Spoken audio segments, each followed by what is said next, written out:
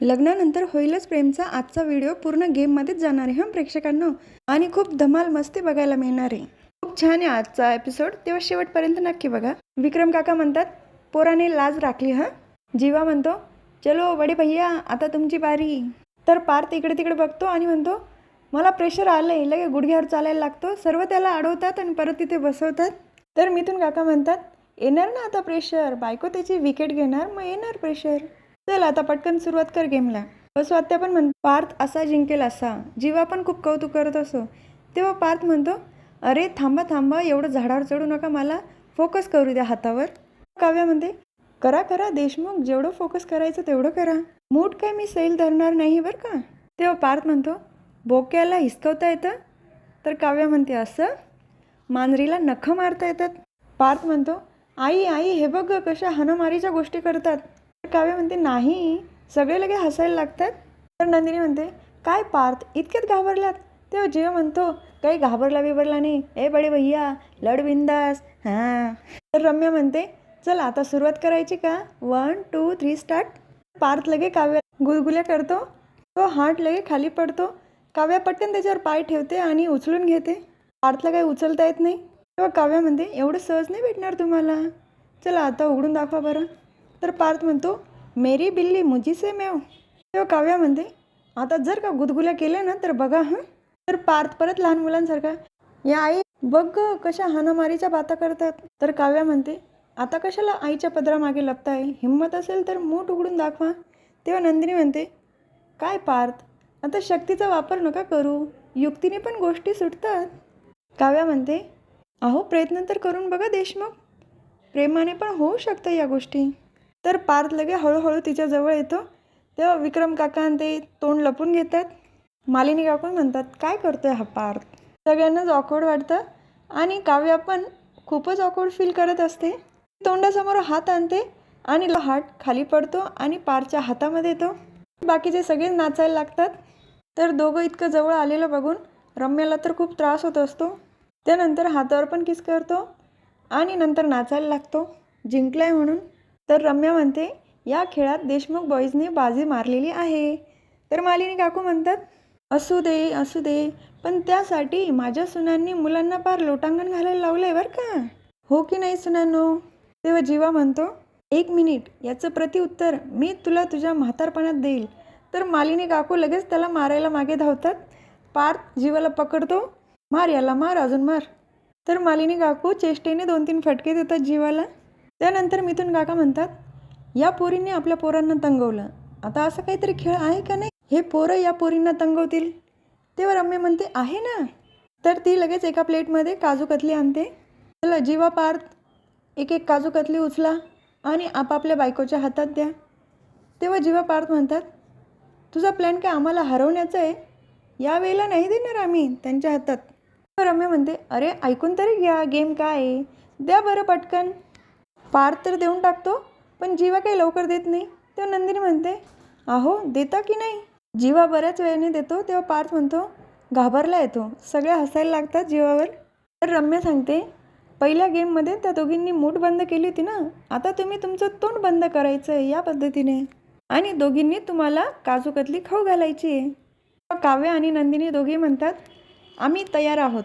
तर हे दोघंही तिथून गायब होतात. तर सगळे म्हणतात, कुठे गेले हे दोघं. तर ते समोर टेबलवर बसलेले असतात, आम्ही इथे आहोत.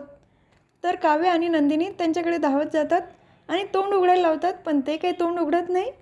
परत त्यांची धावपळ चालू होते सगळ्यांमध्ये, इकडून तिकडे.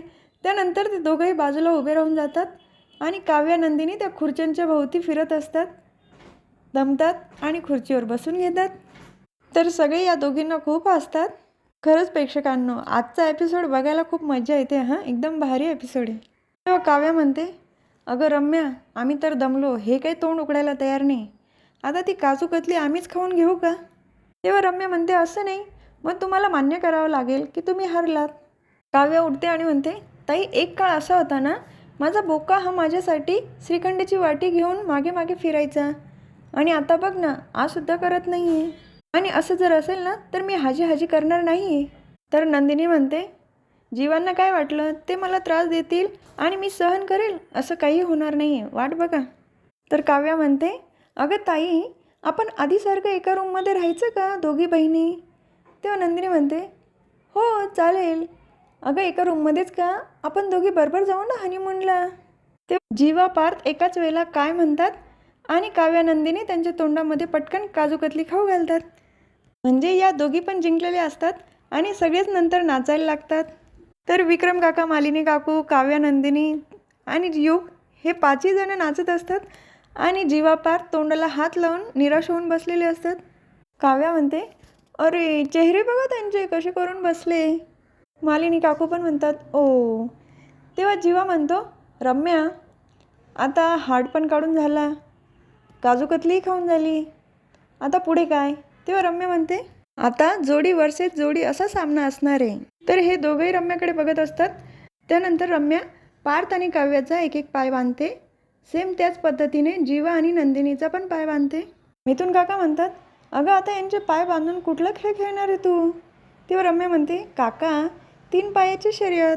म्हणतात ना, संसारामध्ये आणि स्पर्धेमध्ये कोऑर्डिनेशन असणं खूप महत्त्वाचं आहे. तेव्हा बघूया कोणामध्ये बेस्ट कोऑर्डिनेशन आहे, जीवनदिनी की? एवढ्यात पार्थ म्हणतो की नाही आणि. तेव्हा रम्या म्हणते आणि काव्यार्थचं. तर हा गेम नंदिनी आणि पार्थला काही आवडलेला नसतो. तेव्हा नंदिनी म्हणते, खरंच या गेमची गरज आहे का? तेव्हा वसू आत्या पण म्हणतात, अगं गेम आहे फक्त तो.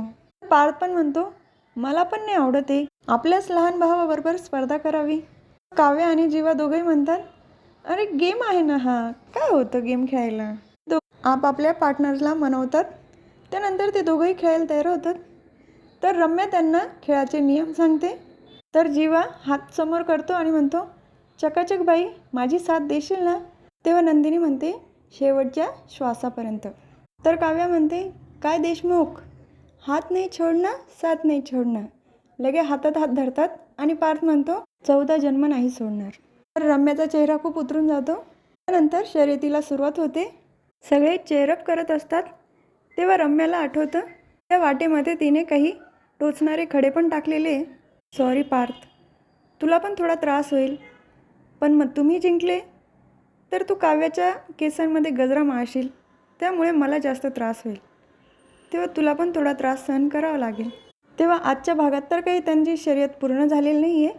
आजचा भाग इथेच संपतो. पुढील भागात बघायला मिळते की शर्यत चालू असते. त्याच वेळेला काव्याचा तोल जातो. नंदिनी पटकन हातात हात धरून काव्याला सावरते. तर काव्याचं लक्ष हाताकडे जातं. तेव्हा नंदिनीच्या चेहऱ्यावर स्माईल असते आणि त्याच्यातनं असं लक्षात येतं की दोघी बहिणी कधी वेगळ्या होऊ शकत नाही. नंदिनी नेहमी काव्याला साथ देणार. तर ही गोष्ट रम्याच्या पण लक्षात येते. तर दुसरीकडे रम्या वसू आत्यांना सांगत असते, मला आहे ना कळून चुकलं आहे, त्या दोघांना आता तेच तोडणार. काव्या आणि पार्थच त्यांच्या नात्याला तोडणार. वसू आत्या तर बघतच राहता. त्यांना वाटतं की आता हिच्या डोक्यात नवीन काय प्लॅन चालू आहे. तर उद्या पुन्हा भेटूया लग्नानंतर होईलच प्रेमच्या पुढच्या व्हिडिओमध्ये. माझ्या व्हिडिओला लाईक, शेअर, सबस्क्राईब करायला विसरायचं नाही हां. तोपर्यंत tata, bye bye and take care.